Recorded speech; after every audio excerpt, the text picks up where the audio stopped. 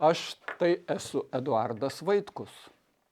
Ir toks gimiau, arba taip pats save išsiugdžiau, kad esu labai negeras, nes siekiu teisybės ir teisingumo.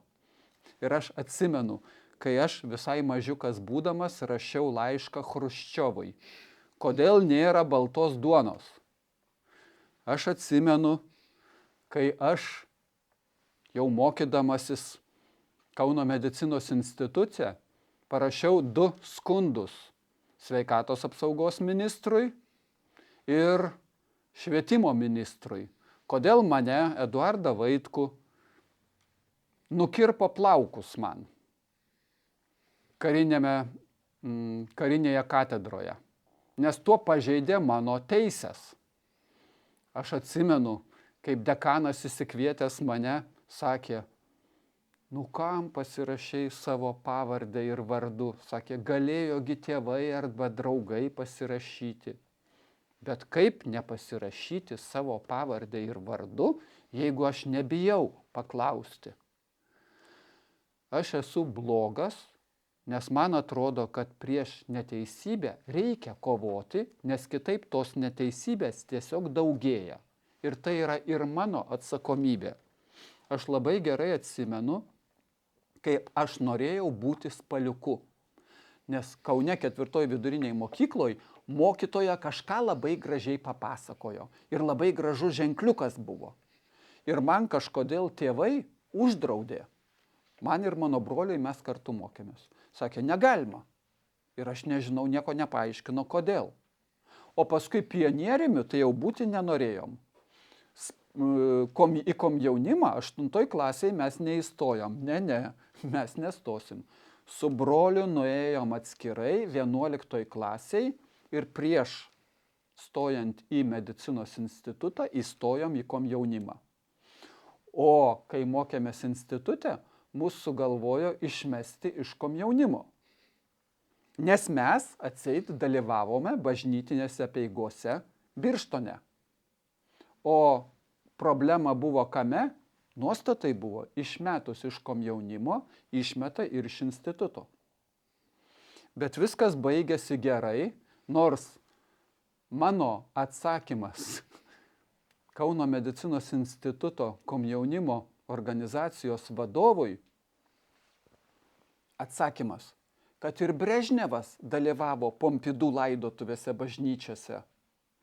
Nepatiko, ką tu čia lyginiesi su Brežnevu? Aš nesilyginu, aš tik tai sakiau, kad ir jisai dalyvavo. Ir mes ten sėdėjom irgi dalyvavom bažnyčiai paskutiniai eiliai. Bet tai ar už tai reikia išmesti, kai aš mokiausi vien 5-tukais? Tai neišmetė manęs. O kai pabaigiau medicinos institutą, tai savo likimą pasirinkau 93 metų gegužės mėnesį, kai aš pasakiau, kad taip elgtis negalima. Kai aš jau buvau paruošęs 2 disertaciją, TSRS laikais pagal Vako nurodymus Высшая атестационная комиссия, tai vadinasi Nasoiskanie ученый степени доктора медицинских наук. O dabar jinai vadinasi habilituotas daktaras. Parašiau 2 disertaciją ir kada disertacijos gynimas, tai Vaitkaus neparuošta. Kai aš jau viską paruošęs buvau, taip elgtis negalima. Tai šitas teisybės ar teisingumo siekimas ir užtat sąlygojo taip, kad garbingoje akademinėje bendruomenėje 4 kartus jie balsavo prieš docento ir profesoriaus vardo suteikimus man. Ir rektorius tada pasakė, nesvarbu, kad atitinki visiems reikalavimams oficialiems. Reikia atitikti neoficialiems. Aš pratylėjau, nes neturiu ką pasakyti. Aš rektoriui parašiau raštą, kad prašau paneigti savo neteisingą nuomonę apie mane paskleistą. Nes kodėl aš turiu bijoti, jeigu rektorius pasielgia netinkamai? Kodėl neturiu paprašyti? Tai buvau negeras visą laiką. Nuo 2000 metų, tiksliau nuo 1999 metų spalio mėnesio pradėjau kovoti su visuomeniniam problemom ir pirmiausia universiteto lygyje su mobingu. Tada tokio žodžio nebuvo. Uždaviau klausimą, ar klausimo formulavimas yra svarbu. Ar etiška gauti atlyginimą už neatliktą darbą? Ir čia eina apie klinikos vadovus klausimas. Nekalbėsiu, 3 mėnesius jie aiškinosi ir parašė, kad galima liepti savo pavaldiniams atlikti darbą, už kurį jūs gavote pinigus, galima, nes kabliukas toliau buvo rektorius išleido. Rektorius sudarė sąlygas, išleido važiuoti komandiruotę ir tada neįdarbintiem asmenim pavedė atlikti darbą, už kurį jūs gavot pinigus. Tai aš esu skersai gerklės stovinti ašaka, o paskui tada pradėjau, matau padėtį, turiu suvokimą, kas vyksta. Tai jeigu aš tylėsiu ir neginsiu eilinių elementarių žmonių, eilinių Lietuvos piliečių, tai reiškia, aš vėl prisidėsiu prie tos sistemos. Kaip farmacinės firmos tokia buvo sisteminė enzimų terapija. Totalus melas, bet tas melas įteisintas valstybinės vaistų kontrolės tarnybos. Jis įteisintas. Pirmuose puslapiuose Lietuvos ryto buvau. Reportažus apie tai padarė. Bet tos farmacinės firmos neįveikėme.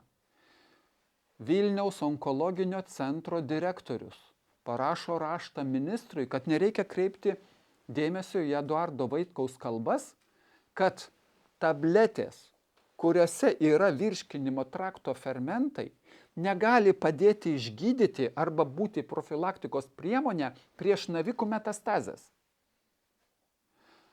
Aš kėliau klausimą, ar daktarai sutinka, kad taip iš jų žinių būtų tyčiojamasi.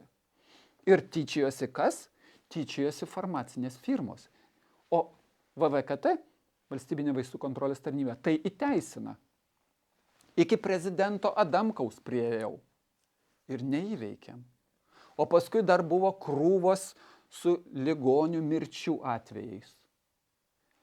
Ne aš nužudžiau, bet aš nenoriu tylėti. Nes jeigu aš tylėčiau, tai tokiu atveju nieks nepagerėtų. Ir aš rašiau raštus iki prezidentės Grybauskaitės, iki prezidento Nausėdos, jau nekalbu apie ministrus, kad to nelaimingo atveju ligonio mirtis gali įgauti prasmę. Ir mes gyvieji galim įprasminti tą nelaimę. Bet tik tai tokiu atveju, jeigu sukursime tokių atvejų nagrinėjimo mechanizmą. Kaip gydytojai turi nagrinėti, ne tiek, kad nubausti tą kaltą. Nubausti irgi reikia, bet ne tiek. Bet kad profilaktinių priemonių turėtumėm kaip imtis, ką daryti, kad ateity atvejų skaičius būtų mažesnis. Klaidų vis tiek turi būti, bet kad sumažinti klaidų skaičių.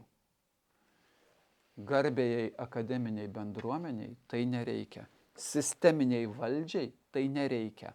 Žiniasklaida kaip įdomumo šaltinį, kaip, vos nepasakiau, humoro skyrelį apie tai praneša. O po to nieks nepasikeičia ir viskas pasilieka tą patį. Tai kai dabar mes prigyvenom iki tiek, kad mes atsidūrėm ant karo slenksčio. Būtent ant karo slenksčio, mūsų šitos valdžios vedami, mes atsidūrėm ant karo slenksčio. Tai aš suvokiau, kad nesvarbu, ką aš kalbėjau seniau, aš suvokiau, kad arba žmonėm garsiai susakyti, kad paremkite mano suvokimą ir viziją, kas su Lietuva turi būti, ir arba paremkite, arba neparemkite. Tai savo progos aš nepraleidau. Aš pasinaudojau savo vienintelę progą ir prezidento rinkimuose aš iškėliau savo kandidatūrą. Aš nustebau, kad daug žmonių palaikė. Aš